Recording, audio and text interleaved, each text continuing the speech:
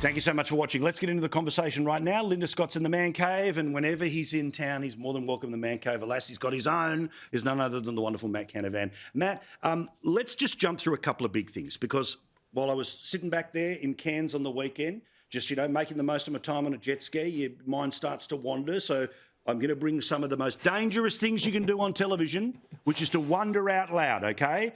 People like a fully cooked and prepared meal. I am just putting a whole bunch of ingredients on the table, and let's see what we come up with, okay? So, first questions first. Do power bills actually matter anymore in Australian politics? Because, Matt, we would have seen every poll and we would have seen everyone blow up about it, but we had a government that lied for 3 years. We had a government that has made everything more expensive. We have a government that has been handsomely rewarded. Is the reality that people love a bitch and moan, but they didn't change their vote on it?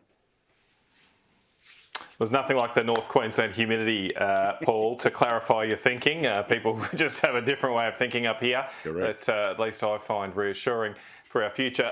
Look, I think the problem with the election was, Paul, we didn't have a plan to reduce power bills. So I absolutely think the cost of living, power bills, inflation, top of mind for almost all Australians.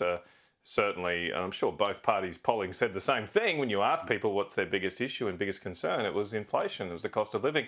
I just felt that on my side of politics, we did not have a coherent plan to reduce electricity prices in a short space of time. I do believe nuclear could help do that over time, but of course that would take 10 years. It's a long time for people to wait.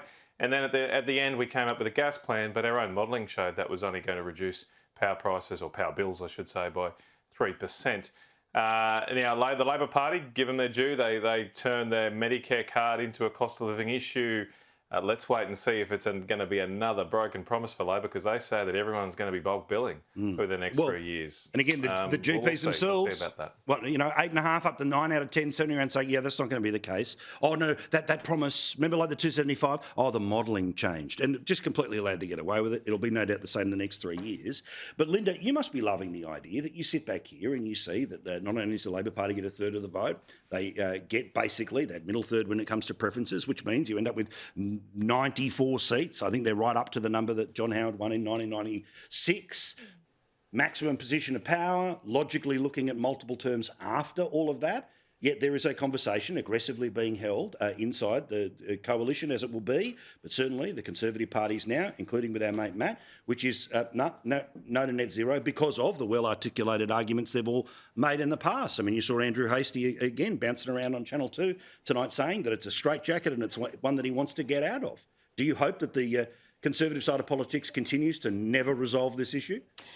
Look, I hope that Australians get a good government, actually. We've got Victoria decimated by drought. We've got New South Wales with record floods, and we've got a Liberal National Party that simply can't stop talking about themselves. But don't pretend that we can change the weather. It's actually extraordinary. We can't change the weather. We can have a power plan that actually reduces the impact of climate change, 1% of the and problem, also reduces China, power if we did bills everything at the same 16 time. days. I'm not being offensive. I'm just saying no one's promising to change the weather. I'm never offended. I love to debate. But I'm saying no one's pretending they're going to be able to change the weather, but that seems to be the underlying. But everybody needs a government, Paul, that actually focuses on the problems of Australians at hand. And this is the whole issue, isn't it? We had a coalition by a mile during the election who did not focus on the issues that mattered to normal Australians. We've got so much of New South Wales decimated by terrible floods, sometimes in some none of places, that will be reversed the worst by on record. whether we have windmills. And nobody is going to be talking about this for, it seems, months in the Liberal and National Party.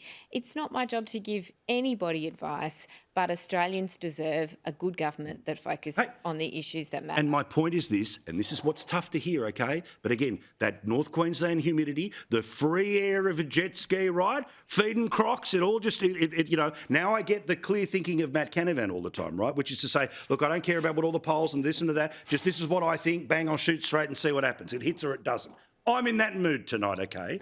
Which is, Matt, again, I understand the logic of every time we talk about net zero, what the consequences are, but aren't we also in a scenario where all of the state governments are either at 30 or 50 or 75%. So even if the federal government or the federal Liberal Party or the National Party was able to coalesce around in net zero, yes, that's the federal policy, But when you've got a local council declaring climate emergencies, the states that are in charge of the energy grid in many ways, how do those two systems meet up? Well, Paul, and just on what Linda says, of course, we need to help those affected by drought or floods, but I don't think it also should be used as an excuse to ignore these other big issues as well. We can do both things. I know my National Party colleagues, despite claims on the ABC, Pat Canavan and Alison Penfold have been literally out there scrubbing mud from people's homes and businesses the last few days, and then the left-wing media jumps on this narrative saying they're not even in their electorates, they're in Canberra, which is just a lie, dead set lie. Thankfully, that's been corrected by the ABC, but it got around the world before it could be. And then on this issue that you raised there, Paul, look, I think it's about time we have this debate for our country. Things are not going well, of course. The government has basically given up on lowering power prices. I mean, if you think that our power prices now should just have to remain the highest in the world and that's the way it goes, well, fair enough. That's what the government is promising. They're not even saying they're going to lower your power bills. But I actually think there is a plan to do so.